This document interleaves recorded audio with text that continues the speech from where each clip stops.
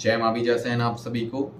तो आज की इस वीडियो में हम आप सभी को बहुत ही खास जानकारी देने वाले हैं, क्योंकि ये जानकारी उन सभी लोगों के लिए महत्वपूर्ण होने वाली है जो लोग अमावस्या पर अपने पितरों के लिए भोग निकालते हैं या पितरों के लिए अमावस्या निकालते हैं। क्योंकि अभी आप सभी को बिल्कुल भी पता नहीं है कि अगर हम अपने पितरों के लिए अमावस्या निकालते हैं तो ये आपके लिए बहुत ही ज़्यादा समस्यादायक हो सकती है। क्योंकि अभी तक आप सभी ने ये सुना होगा कि हमें अपने पितरों की अमावस्या निकालना चाहिए, उनको अमावस्या के दिन भोग प्रसाद देना चाहिए। लेकिन आज इस वीडियो में जो हम आप सभी को जानकारी देने वाले हैं, ये बहुत ही अलग जानकारी जो कि आपने कभी ना तो सुनी होगी, ना ही आप सभी ने इस तरीके से कभी सोचा होगा। तो वीडियो को प्रारंभ करने से पहले एक बार महारानी माँ बीजा सहन मैया का जयकारा लगाते तो बोलिए बीजा सहन मैया की जय।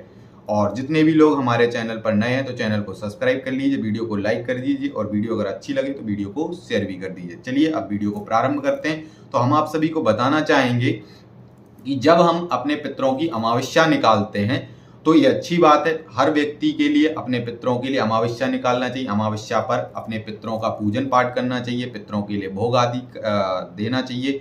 और भोग देने के अलग अलग तरीके होते हैं। ब्राह्मण को भोजन कराना, या फिर हमारे भांजे भांजियाँ होती हैं, या फिर हमारी बहनें होती हैं, उनको भी हम पितरों के नाम का भोजन करा सकते हैं। या फिर आप सभी हवन के माध्यम से भी आप अपने पितरों के लिए भोग प्रसाद दे सकते हैं। या फिर किसी भी नदी किनारे जा करके अपने पितरों के नाम से कोई भी पाने वाले नारियल की भेंट दे करके उनको भोग प्रसाद आदि दे सकते हैं। तो इस तरीके से अलग अलग प्रकार से भोग प्रसाद देने की विधाएं हैं। लेकिन सबसे बड़ी बात जो हम इस वीडियो में बताने वाले वो ये बताने वाले हैं कि कई बार क्या होता है कि अगर आपके पितृ शुद्ध अवस्था में है, शुद्ध अवस्था का मतलब ये होता है कि आपके जो पितृ हैं वो वास्तविक में पितृ रूप में है। क्योंकि ज्यादातर जो लोगों के पितृ उनको परेशान करते हैं वो पितृ प्रेत अवस्था में होते हैं, जब भी परेशान करते हैं। अगर वो पितृ अवस्था में तो परेशान करने की उनको जरूरत ही नहीं है। क्योंकि जब पितृ बन जाते हैं तो श्वेत वस्त्र धारण कर लेते हैं, वो पूर्ण रूप से पवित्र होते हैं, वो पूर्ण रूप से शुद्ध एक दिव्य आत्मा के जैसे हो जाते हैं। और वो खूब भरपूर मात्रा में अपने परिजनों को आशीर्वाद दे रहे होते हैं, क्योंकि वो प्रसन्न हो गए होते हैं। तब तो आप उनके लिए अमावस्या निकालोगे तो वो बहुत प्रसन्न होंगे, भोग प्रसाद लगाओगे अमावस्या के दिन, तब भी वो प्रसन्न होंगे। लेकिन सबसे बड़ी मूल चीज है जो कि आप सभी को अभी तक पता नहीं है, ना ही आपके लिए किसी गुरु ने बताई होगी, ना ही किसी भी जानकार व्यक्ति ने इस तरीके से जानकारी आप सभी को अभी तक बताई होगी, जो कि हम आप सभी को बताने वाले हैं। क्योंकि ये हमारे स्वयं के अनुभव हैं जो हम आए दिन देखते रहते हैं। क्योंकि हमारे पास बहुत सारे लोग आए दिन चेकिंग कराने के लिए आते हैं, पूछा लेने के लिए आते हैं हमारे पास। और उसमें हम देखते हैं कई बार कि उनके पितृ जो है प्रेत अवस्था में और वो अमावस्या निकालते हैं। और जिस दिन वो अमावस्या निकालते हैं उसी दिन उनके घर में लड़ाई झगड़ा होने लग जाता, अधिक मात्रा में ऐसी स्थितियां बनने लग जाती हैं कि जो स्थितियां पहले उनकी नहीं बन रही होती हैं। बिल्कुल सब कुछ सही चल रहा होता है, लेकिन जैसे ही उनने अमावस्या निकाली वैसे उनके घर में अचानक से लड़ाई झगड़ा होना, अचानक से तरह तरह की समस्याएं हो जाना, अचानक से उनके एकदम से जो बिजनेस स्टक हो जाना, या फिर धन के मार्ग एकदम से बंद हो जाना कुछ दिन के लिए, ये स्थितियां अवस्थाएं उनके घर में बनने लग जाती हैं। कोई एकदम से बीमार हो जाता है। तो ये सब का कारण जो मूल होता है वो उनके घर के पितृ जो प्रेत अवस्था में होते हैं। क्योंकि अब हमारा जो एग्जाम्पल आप सभी को हम देने वाले हैं, इस एग्जाम्पल को, इस उदाहरण को बेहतर तरीके से आप सभी समझिए। क्योंकि क्या होता है जब आपके पितृ प्रेत अवस्था में होते हैं तो प्रेत अवस्था में होने से क्या होता है कि वो गंदे होते हैं। क्योंकि प्रेतों का मतलब ही भूत प्रेत होता है, ठीक है। जब भूत प्रेत जो होते हैं आपके पितृ अकाल मृत्यु गए होते हैं तो वो क्या है कि पूर्ण रूप से पूरे गंदे होते हैं। गंदे का मतलब जैसे कि उनके हाथों में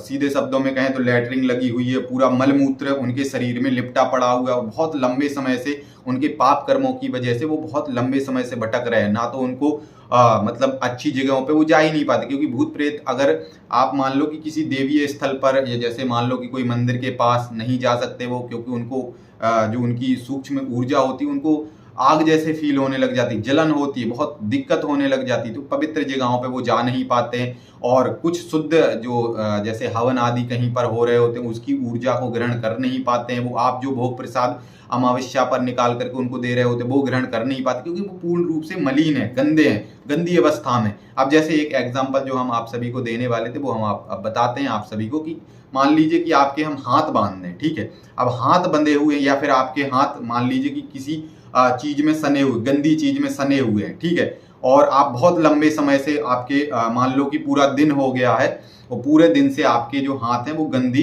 किसी चीज में सने हुए हैं, पूरे गंदे हैं और आपको कोई हाथ धुलाने वाला नहीं है, या फिर आप मान लीजिए किसी ऐसी स्थिति में कि आप ना तो चल के जा पा रहे हैं हाथ धोने के लिए, या फिर किसी ने आपको बांध रखा है, गंदे भी हाथ है और किसी ने बांध रखा है आपके लिए, ठीक है।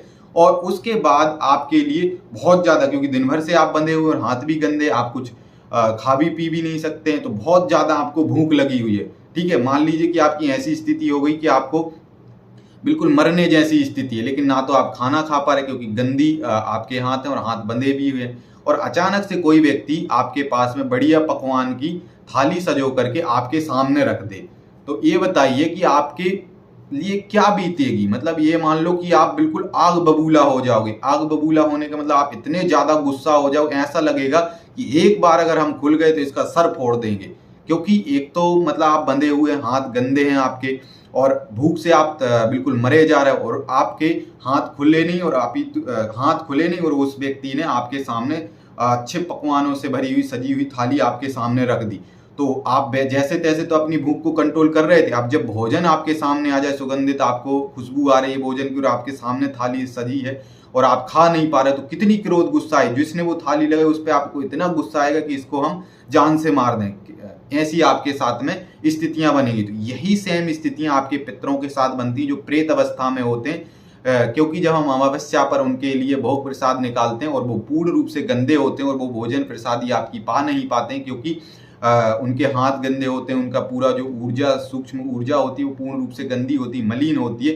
तो आपके द्वारा निकाला हुआ जो भोजन प्रसाद है, अमावस्या है, वो उन तक पहुंच नहीं पाती, क्योंकि वो प्रेत अवस्था में, शुद्ध अवस्था में नहीं है। इस वजह से वो और ज्यादा क्रोधित होते हैं, क्योंकि वो चीज, आपकी दी हुई चीज को स्वीकार नहीं कर पा रहे और वो बहुत लंबे समय से उन चीजों से जूझ रहे हैं, कैसे ना कैसे वो करके कंट्रोल करें, और वही चीज ला करके आप उनके सामने रख देते और वो चीज वो यूज नहीं कर पाते हैं, ना ही स्वीकार कर पाते हैं, जिस वजह से वो और ज्यादा गुस्सा हो जाते हैं कि हम जैसे तैसे तो वो चीज को कंट्रोल कर रहे हो, तुम वो चीज समझ नहीं रहे और हमें हमारे सामने लगा दे रहे हो, हमारे सामने रख दे रहे हो। तो बहुत ज्यादा क्रोध अवस्था में आ जाते हैं और उसी समय आपके घर में लड़ाई झगड़ा करवा देते हैं, या फिर क्रोधित होने की वजह से तरह तरह की समस्याएं होने लग जाती।